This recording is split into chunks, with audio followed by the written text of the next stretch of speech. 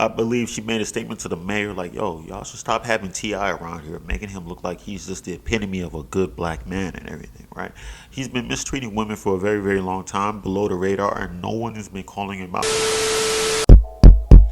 Peace and blessings, you ugly mofos, and welcome to another episode of He Rants. I'm your host, Felix Long Trousers. Man, check this out. This is your first time on He Rants.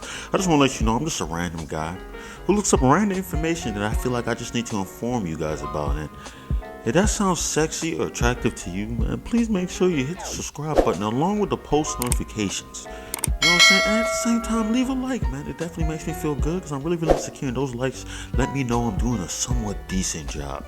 And you gotta buy the merch. Mofo. Men offering females orgasms because we're so humble.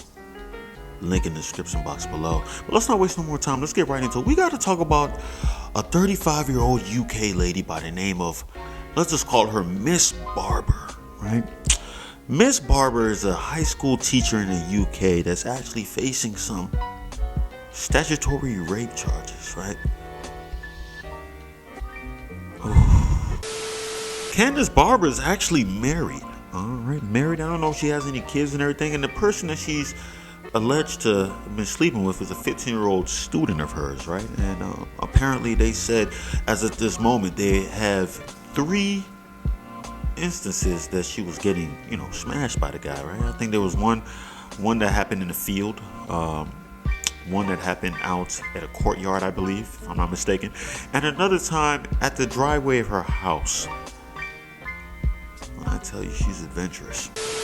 Statutory rape is a real thing, It's a real thing. I somewhat wish it was a little bit more equal, right? But I feel like a lot of people focus more on the men messing with younger girls for obvious reasons, right? Men are usually a lot stronger than women. So it could look at, even if the girl wanted to mess with him, right? It could look at that he was, as a strong power figure. He was probably taking over her, overwhelming. As opposed to when a woman does it with a young boy, it's a little bit different, right? A lot of guys, and a lot of people don't agree with this, but a lot of people look at it like, well, how bad could she have got on him, right? Most of the time, a 15, 16-year-old boy can be stronger than a grown woman. You know what I'm saying? So it's like, did she overwhelm him and actually rape him? Or was it one of those things that, he saw her and then, she was spitting the game and everything and they started finesse? I'm not saying it's right. Is that saying that it's right?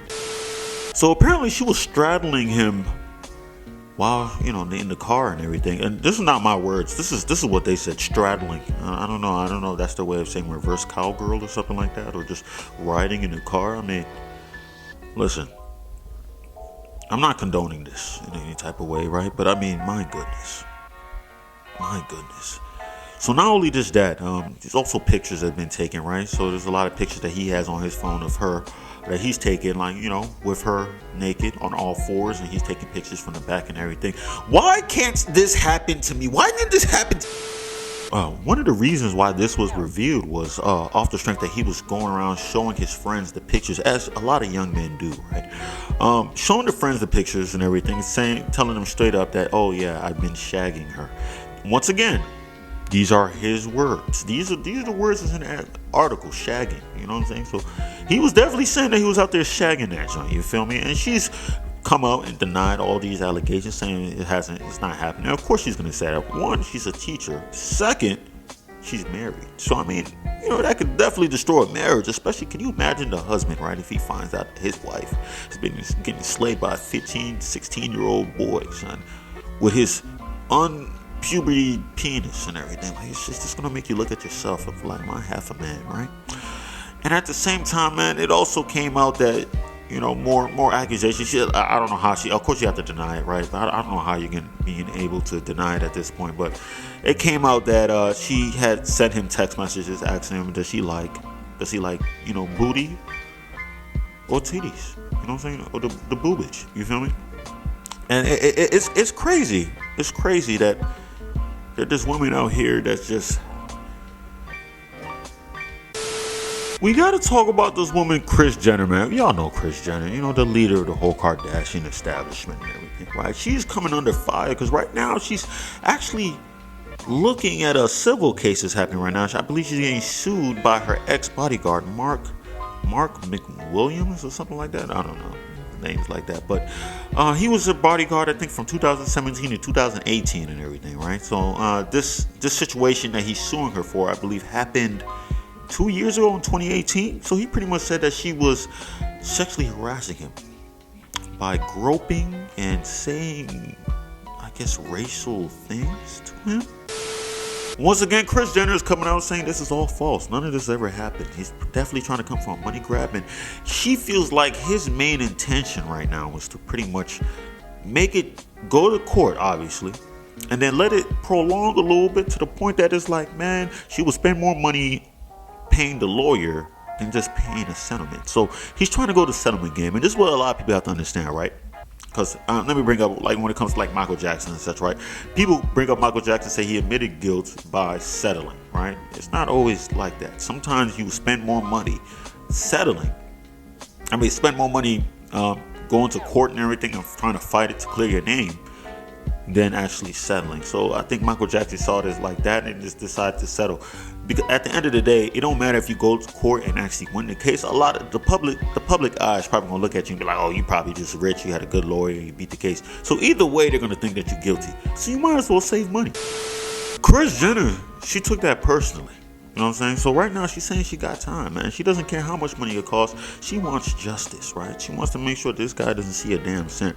But at the same time, it's almost like, what if this is actually true, right? Because I told you, once you reach a certain threshold of money, it's like you start becoming unstoppable. You feel like nobody can take you down, right? Especially Kris Jenner. You know, she got her daughter is a freaking billionaire. What's her name? Kylie Jenner and everything. Other Kardashians. All of them are strong entrepreneurs making money. Except for, Khloe's taking the L because she keeps going back to Tristan. And Tristan keeps cheating. You know what I'm saying? But you know, it's one of those things. It's one of those things. But you know, you can't win. You can't always win, right? You can't always win. Kim Kardashian is going through the divorce, but now I'm getting sidetracked and everything, right? So it's definitely possible, right? And I think also she's going out with a black man.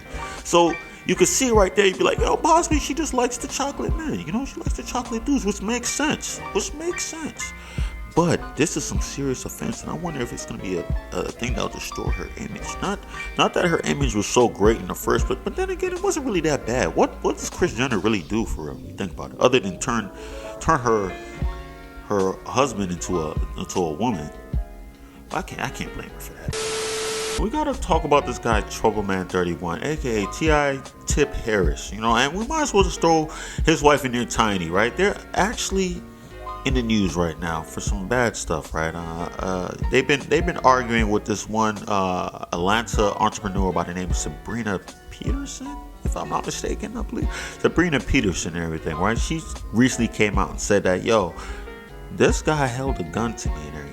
And I never reported it to police, but now she's coming out to expose him because she's tired of all the BS that's been going around, right? You know, she never came out and told the police about the whole situation with the gun, but he's constantly been going out and putting, you know, tarnishing her name and making her look like she's like this big time villain. I don't know what he's been saying about her and such, but clearly she's been taking that personally.